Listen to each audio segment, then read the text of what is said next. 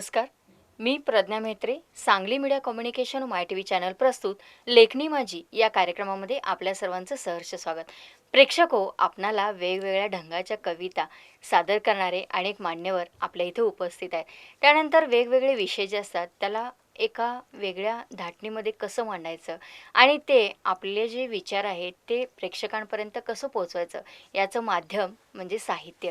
आणि साहित्य म्हणलं की त्यामध्ये अभंग आल्या, ओव्या आल्या, कविता आल्या आणि याच्या रचना वेगवेगळ्या पद्धतीनं सादर करत असतात. तर एक कवी आपल्या जे काही विषय असतात ते अलगदपणे समोरच्याच्या मनाला भिडेल अशा पद्धतीनं त्याची मांडणी करत असतो.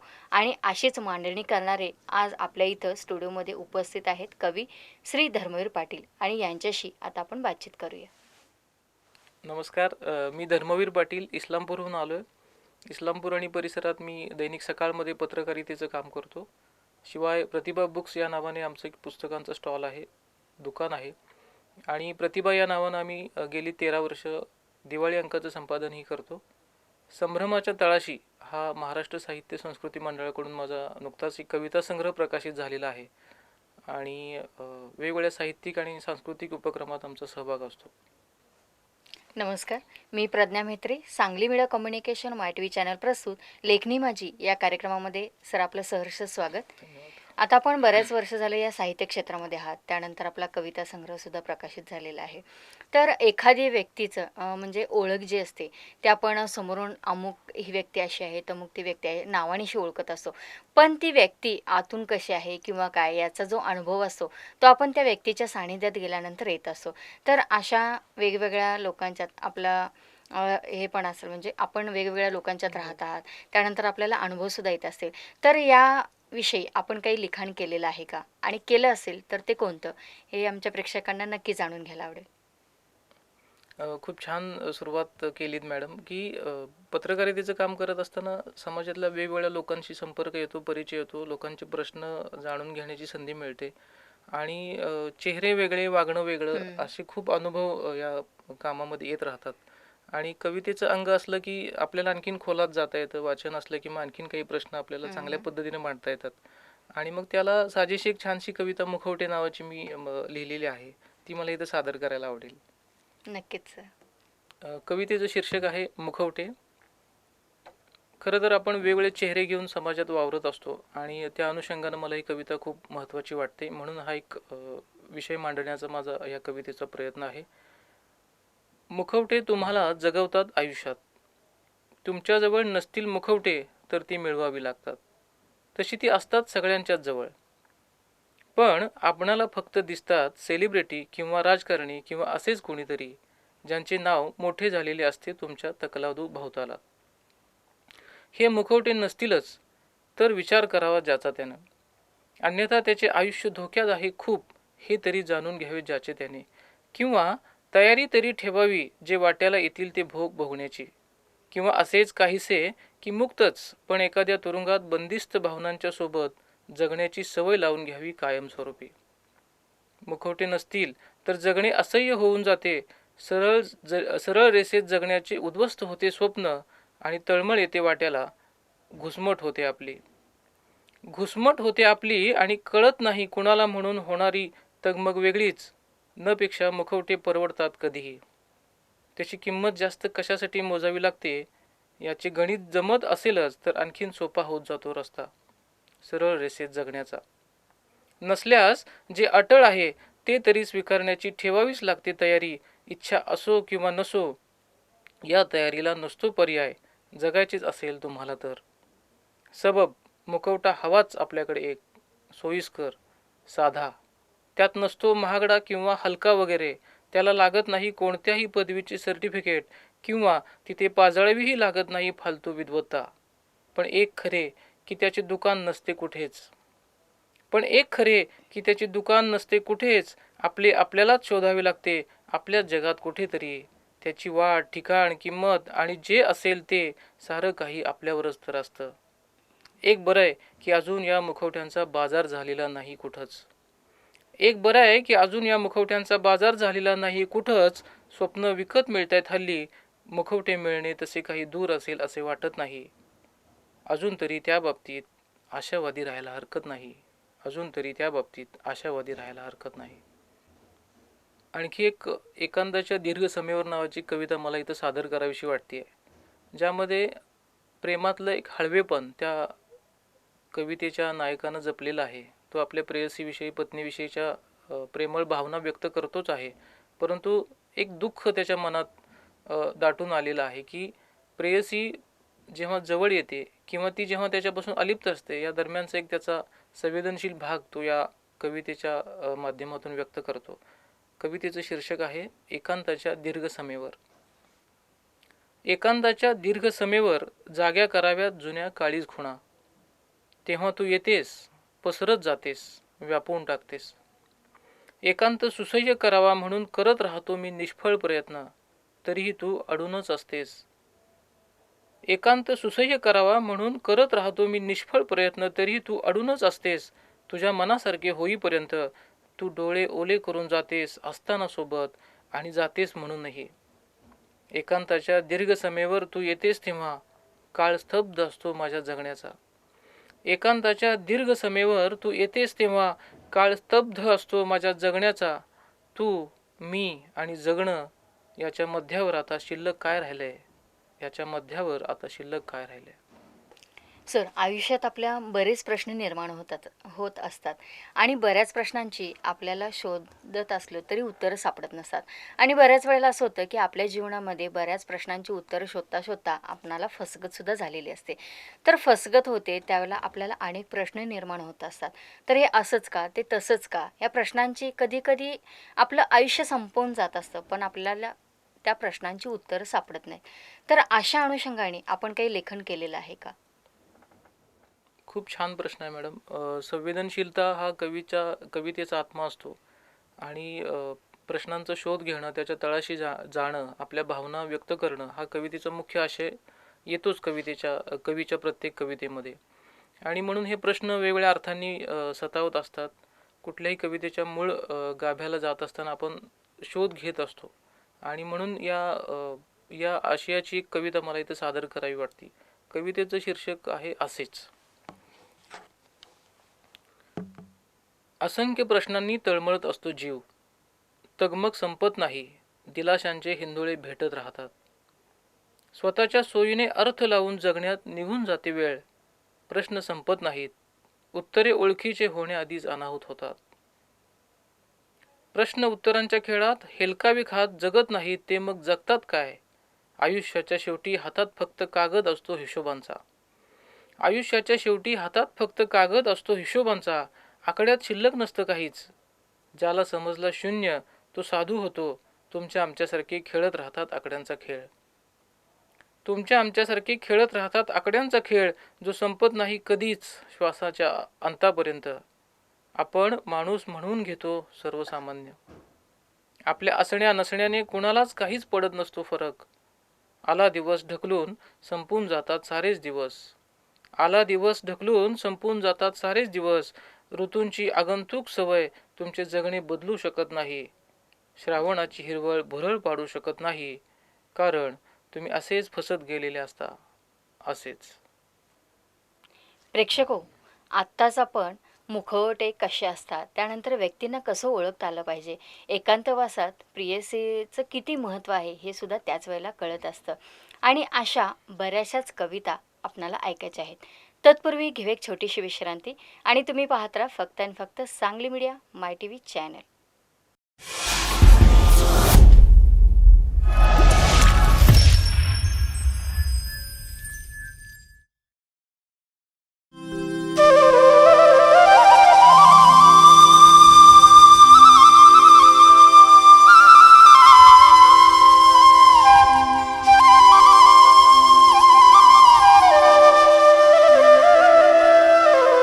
बासरी कृष्णाची, डमरू शंकराचा, अष्टदुर्गेचे आयुध तुळशी भार विठुरायाचा. मनामनात भक्ती वसते कुलदैवताच्या व्रतांची. नाही गरज आता जाऊन दर्शन घेण्याची. घरी बसून सारे देव येतील समोर साक्षात. SMC लाईव्ह दर्शन चॅनल लावा, रंगा भक्ती रसात.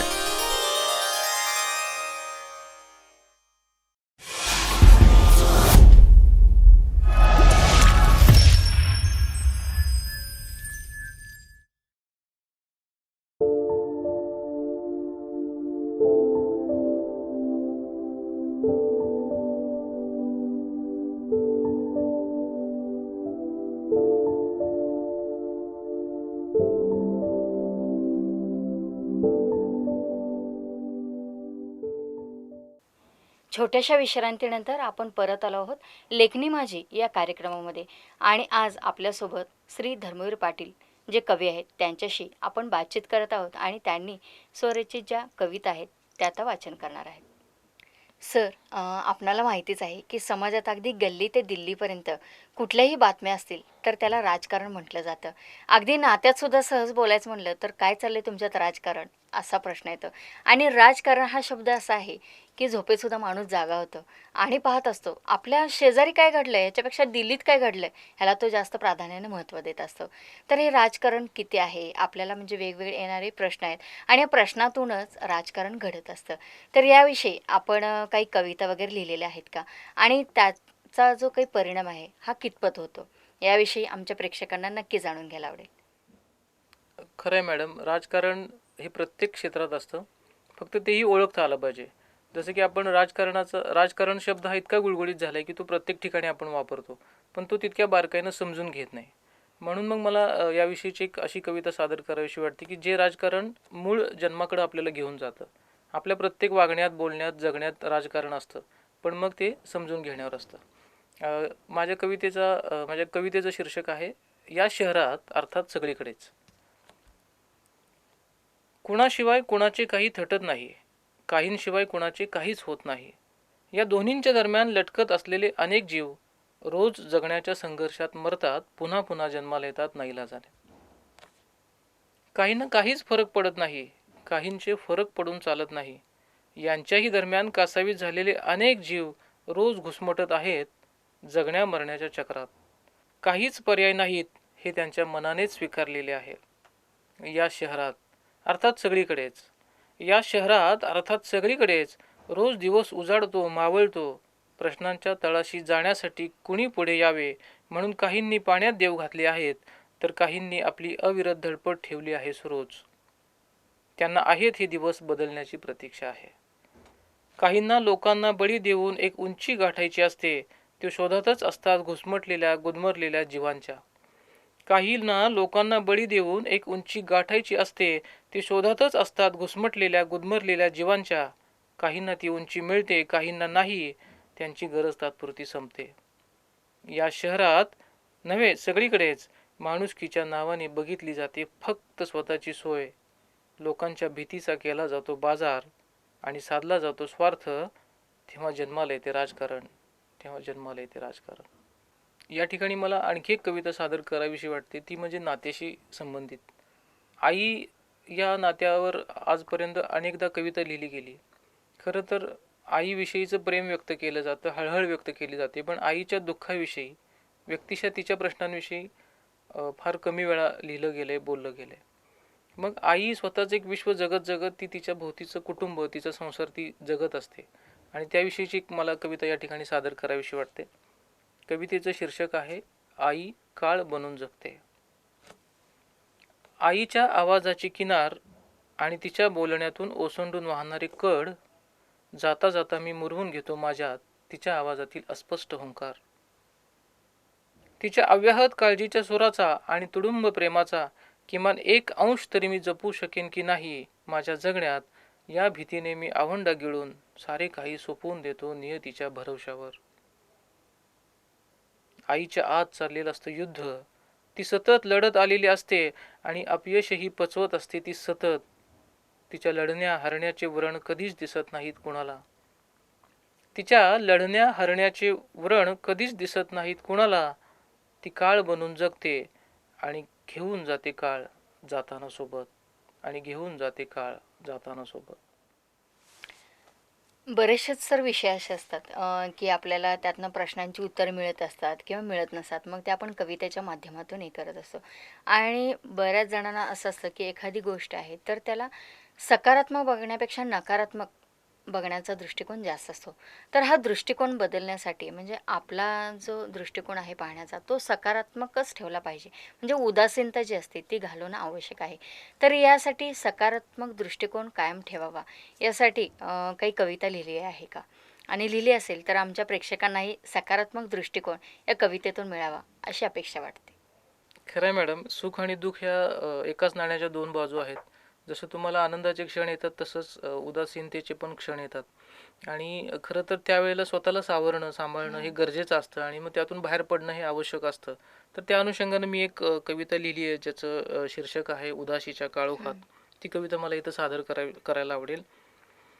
उदासीच्या काळोखात बुडून जाऊ देऊ नयेत भान. उदासीच्या काळोखात बुडून जाऊ देऊ नयेत भान. पावला पावलावर उभेत सावध पाश. पावला पावलावर उभेत सावध पाश. सांभाळून जपून रोवून ठेवावे स्वतःला. आपल्या इच्छेशिवाय कुणीच बुडूही देत नाही आपणाला.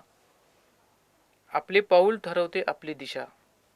आपले पाऊल ठरवते आपली दिशा. उजेडाकडे असू नये पाठ आणि टाळूही नये अंधार. दोन्हींची असायला हवी सवय. दोन्हींची असायला हवी सवय. अन्यथा घुटमळत राहतो जीव अशाच उदासीच्या आवर्तात. उदासीच्या काळोखात शोधावा उजेड. उदासीच्या काळोखात शोधावा उजेड. हलकीशी तिरीप घेऊन जाते समुद्राच्या या टोकाहून त्या टोकाला. म्हणजे नैराश्य आणि सुख. हलकीशी तिरीप घेऊन जाते समुद्राच्या या टोकाहून त्या टोकाला. आपण व्हावे स्वार उजेडाच्या हलक्याशा हळव्या सकारात्मक क्षणांवर. आपण व्हावे स्वार उजेडाच्या हलक्याशा हळव्या सकारात्मक क्षणांवर. सर खरंच खूप छान पद्धतीने आमच्या प्रेक्षकांना सुद्धा एक सकारात्मकतेचा दृष्टिकोन आपण या कवितेच्या माध्यमातून दिला आहे. नकारात्मकता आणि सकारात्मक भाव नैराश्य याच अनुषंगाने आणखी एक कविता मला या ठिकाणी सादर करावीशी वाटते की जिचं नाव आहे मला खात्री आहे. वेगवेगळ्या अडचणींना सामोरं जाताना तो अडचणीलाच आव्हान देतोय आणि तो म्हणतो की तू प्रयत्नांची कर शिकस्त कितीही. तू प्रयत्नांची कर शिकस्त कितीही. मी हरणार नाही याची मला खात्री आहे. दबावांना घातली जरी भीक मी. दबावांना घातली जरी भीक मी. मी कसा आहे याची मला खात्री आहे. लाख प्रयत्नांनी जरी सोसले स्वतःला. लाख प्रयत्नांनी जरी सोसले स्वतःला. सोसण्याच्या मर्यादांची मला खात्री आहे. मी असे न रडलो समोर तुझ्या. मी असे न रडलो समोर तुझ्या. अर्थात नाही केविलवाणा मला खात्री आहे. चढ उतार असतात वेळ प्रत्येकाची येते. चढ उतार असतात वेळ प्रत्येकाची येते. तशी येईल माझीही मला खात्री आहे. मला खात्री आहे. खरं सर खूप छान पद्धतीने आपण ही कविता सादर केलेली आहे.